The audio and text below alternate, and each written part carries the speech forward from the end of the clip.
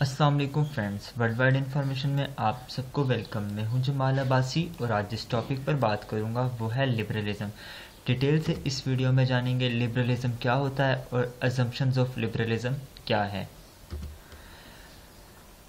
Concept of liberalism, जो liberalism का concept है, लिबरलिज्म जिस पे बिलीव करते हैं पीस पर, कॉपरेशन पर और इंटरडिपेंडेंस पर। एग्जाम्पल से देखा जाए CPEC, China Pakistan economic corridor.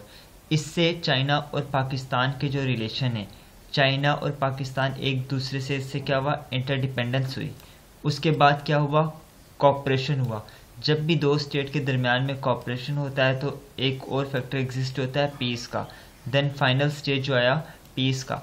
तो ये लिबरलिज्म का पॉइंट ठीक है कि जब स्टेट इन तीनों चीज़ों पे फॉलो करे, एक जो इंटरडिपेंडेंस होगी, कॉपरेशन होगा, पीस होगा, तो इससे क्या होगा, वॉर को अवॉइड किया जाएगा। अजम्पशंस देखे जाएं तो international cooperation is in the favour of every state. इस टाइम, इस सेंचुरी में हर कोई कॉपरेट की बात कर रहा है, क्योंकि कोई भी स्टेट जो है वो आइसोलेशन में नहीं रहना चाहता और ना ही वो आइसोलेशन में एक अकेला तन्हा रह सकता है। एग्जाम्पल देखी जाए, नॉर्थ कोरिया और साउथ कोरिया ये आइसोलेशन में रह रहे हैं, तो एज अ रिज़ल्ट क्या हो रहा है, इनकी जो इकोनॉमी है वो डे बाय डे डिक्रीज़ हो रही है। तो लिबरल का ये पॉइंट भी काफ़ी हद तक ठीक है कि जब एक इंटरडिपेंडेंस होती है, कॉपरेशन होती है, पीस होती है, तो एक स्टेट की जो इकोनॉमी है वो डे बाय डे इंक्रीज़ होती है, ना कि नॉर्थ कोरिया और साउथ कोरिया की तरह नीचे आती है। दूसरा point, both power is important, military as well as economic. Military power भी उतनी ही इम्पोर्टेंट है जितनी इकोनॉमिकल पावर इम्पोर्टेंट है। ऐसा नहीं है अगर एक स्टेट इकोनॉमिक पावर में स्ट्रॉन्ग है तो वो कुछ भी कर सकता है, या मिलिट्री में वो स्ट्रॉन्ग है तो वो कुछ भी कर सकता है, नहीं। दोनों जो पावर्स हैं, इन दोनों की सेम इम्पोर्टेंस है। इसकी भी एग्जांपल देखी जाए तो एक तरफ हमारे पास नॉर्थ कोरिया है और दूसरी तरफ हमारे पास साउथ कोरिया है। अब जो साउथ कोरिया है उसको थ्रेट है नॉर्थ कोरिया से।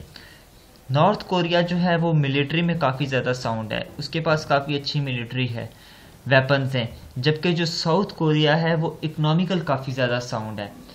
इन दोनों की आपने कोरियन वॉर को पढ़ा भी होगा।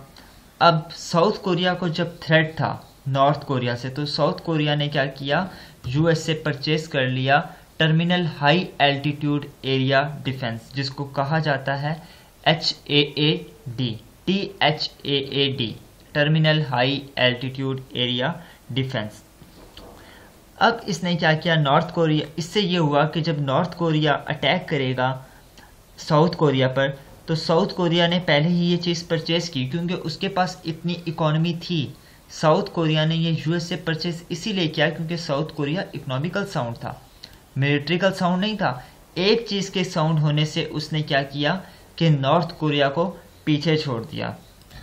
अब जो तीसरा पॉइंट है वो ये है कि जो इंटरनेशनल ऑर्गेनाइजेशंस हैं या इंटरनेशनल जो रूल होता है, ये हेल्प करता है कॉपरेशन में। आपने देखा होगा जैसे यूएन एक इंटरनेशनल ऑर्गेनाइजेशन है, तो इसके अंदर तमाम स्टेट्स के लीडर्स आपस में बैठते हैं, डिस्कशन करते हैं, वॉर को अवॉइड करते हैं और आपस में डिस्कशन के थ्रू अपने कॉन्फ्लिक्ट को रिजॉल्व कर लेते हैं। तो ये बात भी काफ़ी हद तक लिबरलिज्म की ठीक है कि जो इंटरनेशनल रूल है और ऑर्गेनाइजेशन हैं ये प्रमोट करते हैं पीस को।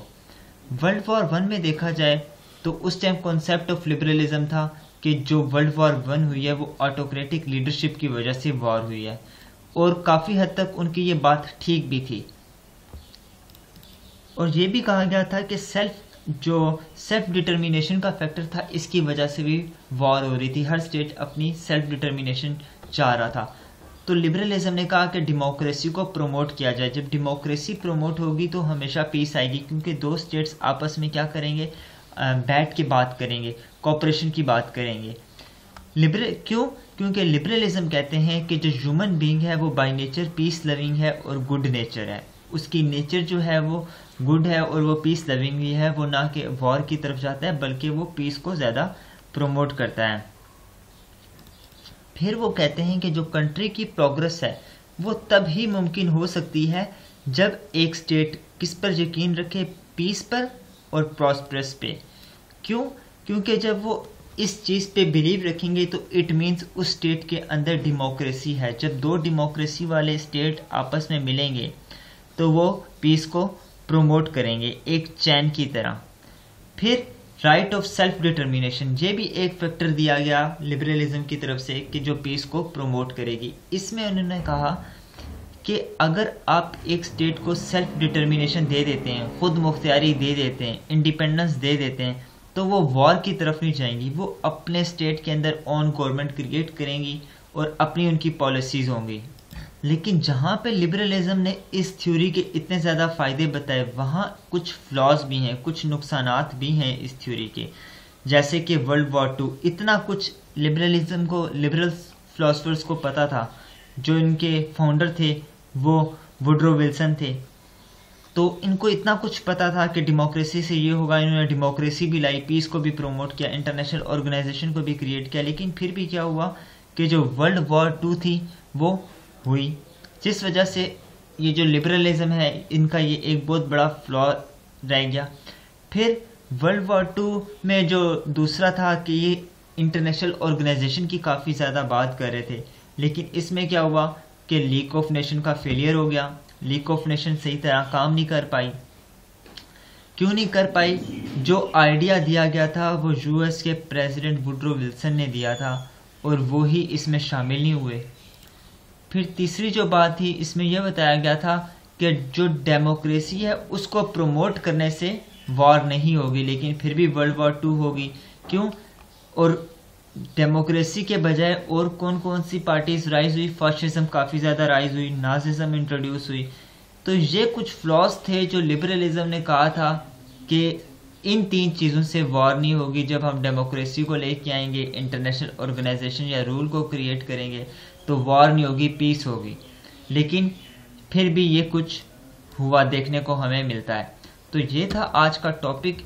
Thank you for watching. Kindly subscribe this channel and press the bell icon for next video.